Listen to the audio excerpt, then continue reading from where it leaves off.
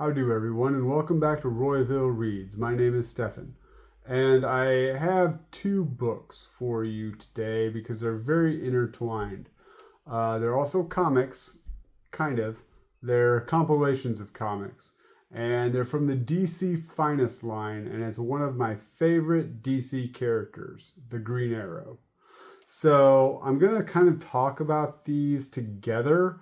I'm also not going to give a lot of spoilers. I'll tell you kind of what's in it, but not really what happens in the books. Because I really want you to read them. And I'm pretty sure you can still find these. They are relatively recent. The second one just came out like maybe a month ago. So the first one is DC Finest Green Arrow, The Longbow Hunters. And the second one is DC Finest Green Arrow, The Trial of Oliver Queen. And Oliver Queen, if you didn't know, spoiler alert, is the Green Arrow. So these books are mostly written by Mike Grell. So the Green Arrow was dead for a long time because of some big event. He comes back, and this is kind of the first big revival of him being back, I think.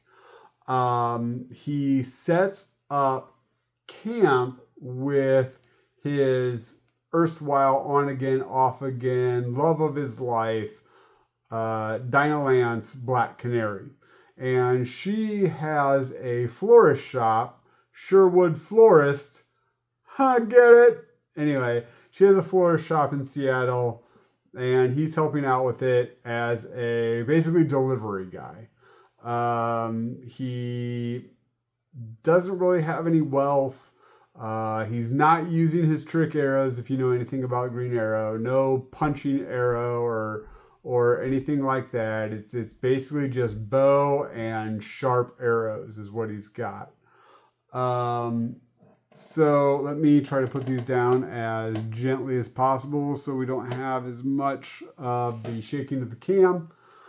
I really, really enjoyed these two books. It takes Green Arrow and makes him human.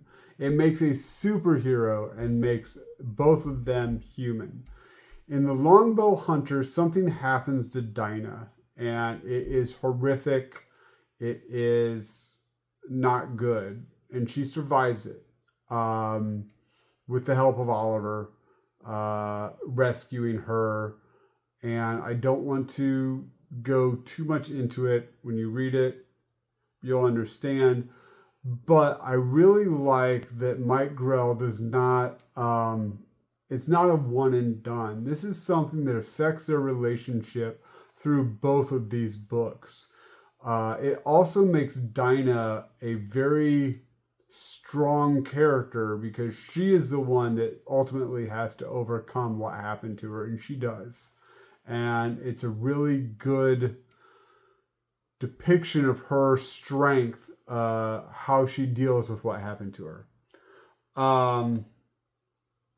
The second thing I want to say is this isn't really a comic for kids. It's a mature read. It's very adult.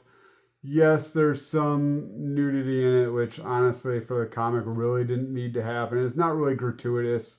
The bad stuff is covered, but just some relations, they do it without clothes on. That really didn't need to happen to have the story go, but that's just how they did it as a more mature book.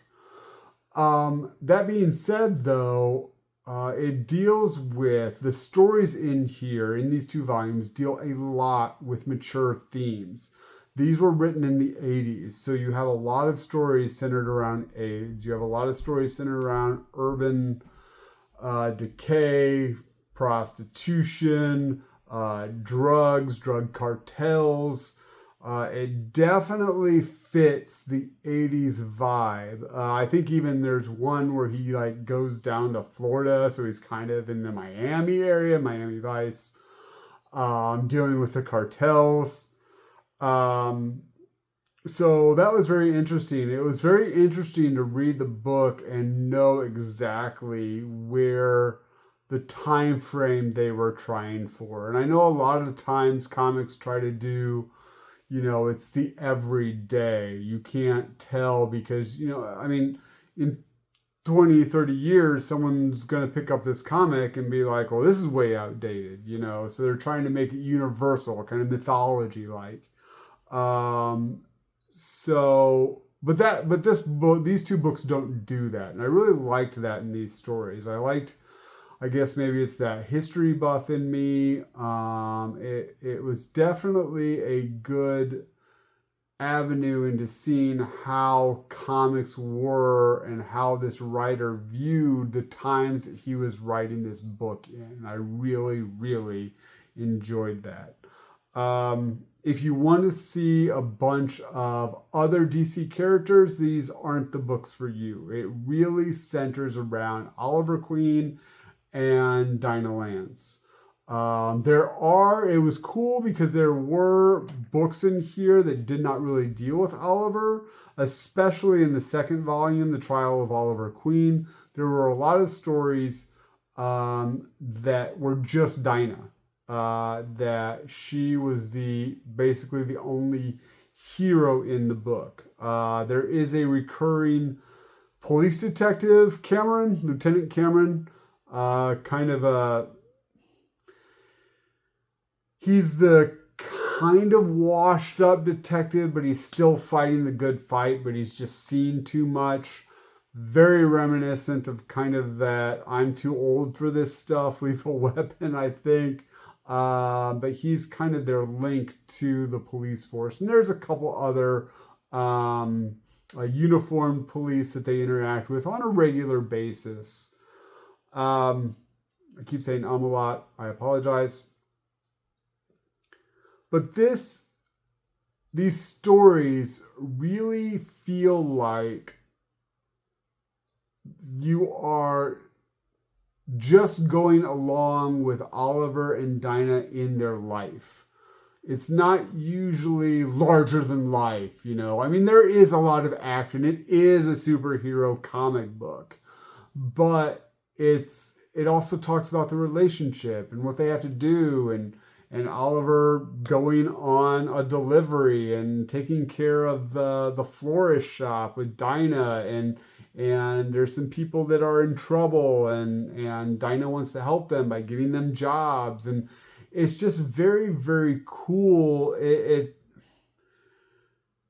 When the little kid in me wants to be a superhero, it's fun to see, like, kind of behind the curtain, just people living the people living their lives as superheroes. It was really cool to me. I think it is a bonus of these stories. They don't really fight big, like, supervillains in this. Most of the villains are street crooks, street crime, cartels, the CIA. Oliver runs afoul of the CIA, and they try to get back at him. They did introduce the character Shado, Shado, in these books. She's kind of a super villain slash hero, anti-hero. Don't want to get too into that. Don't want to spoil that for you. But I really liked her interaction with Oliver. And I will say that Oliver is not prim and proper. He has flaws. He's not the perfect guy. He's not the perfect guy for Dinah. He does have his flaws. And that was really cool to see, almost kind of like a normal person trying to go through these things. Because we're all flawed, right? I mean, not me, of course, but, other people. So yeah, that was really cool. I highly recommend these stories if you want a more down-to-earth hero story. You won't see a lot of supervillains. almost no supervillains. You won't see a lot of DC heroes. Now, granted, the Trial of Oliver Queen, that had Hal Jordan Green Lantern in it, because this is after Green Arrow and Green Lantern went on their mystery tour across the United States, the Hard Traveling Heroes. So it's after that. So Dinah calls calls Hal to try to help Oliver out of a mess. There's a little bit of Batman in here and a little bit of The Question. But other than that, really, this is kind of just their own stories. There's references to other things in the DC universe, but really this is just kind of solo stories. So you don't need to know a lot of other stuff about the DC universe to enjoy these stories. Highly recommend it. Very, very good. If you like the Green Arrow, if you like Black Canary, if you want to see how a superhero relationship can work with flawed people, if you want to see just how living your life as a superhero with all the dirtiness and the flaws and the hopes and the dreams and the failure, or in the failures and the successes, this is a great read. Strong recommend both Green Arrow, The Longbow Hunters, and Green Arrow, The Trial of Oliver Queen, DC Finest Collections by Mike Grell. Thanks everyone for watching. Keep reading. And remember what your mom always said. If you got to be a dick, be a Grayson. Thanks everybody.